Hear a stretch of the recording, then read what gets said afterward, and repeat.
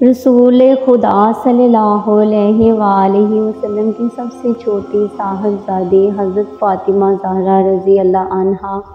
کی ولادت بعثت نبوی سے تقریباً 5 سال پہلے اس وقت ہوئی جب کعبہ مکرمہ کی تعمیر نو ہو رہی تھی۔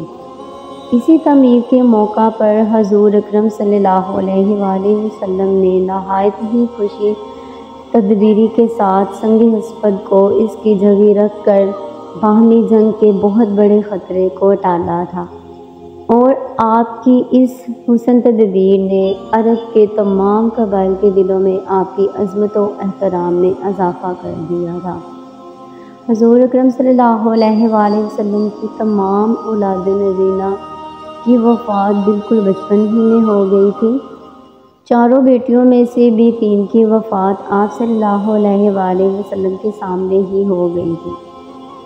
صرف حضرت فاطمہ رضی اللہ عنہا رسول اکرم صلی اللہ علیہ وآلہ وسلم کی وفات کے بعد ہوئی،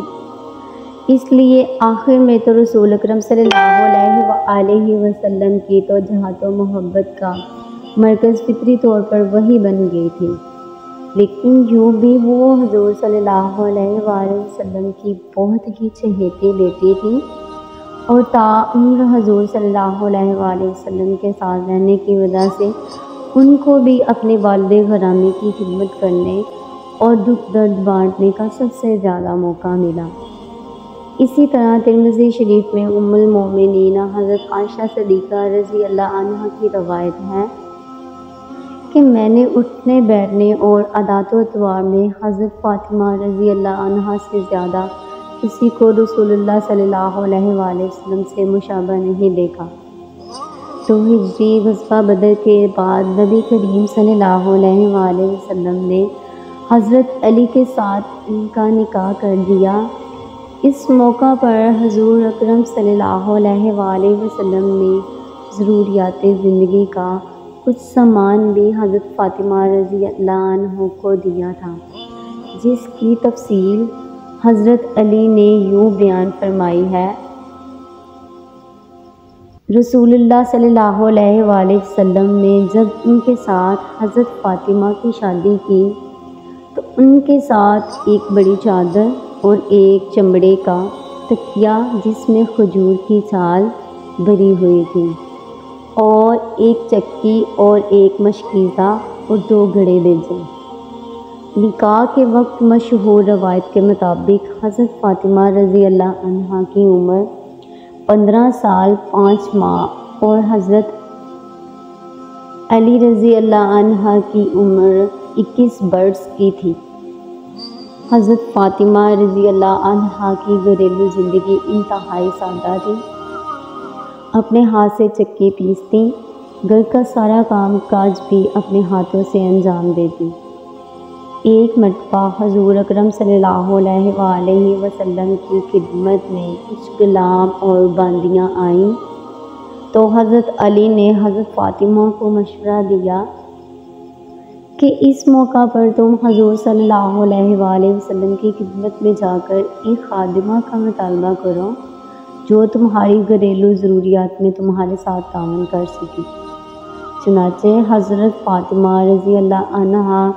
اس گھر سے حضور صلی اللہ علیہ وآلہ وسلم کی خدمت میں حاضر ہوئیں۔ اس وقت کچھ لوگ آپ کی خدمت میں حاضر تھے، اس لیے حضرت فاطمہ رضی اللہ عنہا واپس آ گئی۔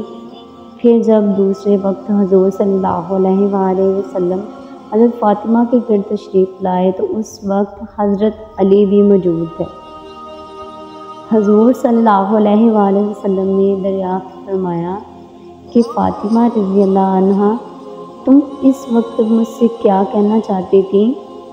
حضرت فاطمہ رضی اللہ تو حیا کی بنا پر خاموش رہی، لیکن حضرت علی رضی اللہ عنہ نے عرض کیا کہ یا رسول اللہ صلی اللہ علیہ وآلہ وسلم، فاطمہ رضی اللہ عنہ کی چکی پیسنے کی وجہ سے، ہاتھوں میں چھالے اور مشکیزہ اٹھانے کی وجہ سے جسم پر نشان پڑ گئے ہیں۔ اس وقت آپ صلی اللہ علیہ وآلہ وسلم کے پاس کچھ خادم ہیں تو میں نے ان کو مشورہ دیا تھا کہ یہ آپ صلی اللہ علیہ وآلہ وسلم سے ایک خادم طلب کر لیں تاکہ اس مشقت سے بچ سکیں۔ حضور صلی اللہ علیہ وآلہ وسلم نے یہ سن کر فرمایا کہ اے فاطمہ، کیا تمہیں ایک ایسی چیز نہ بتا دوں جو تمہارے لیے خادم سے بہتر ہے؟ جب تم رات کو سونے لگو تو 33 بار سبحان اللہ، 33 بار الحمدللہ اور 34 بار اللہ اکبر پڑھ لیا کرو۔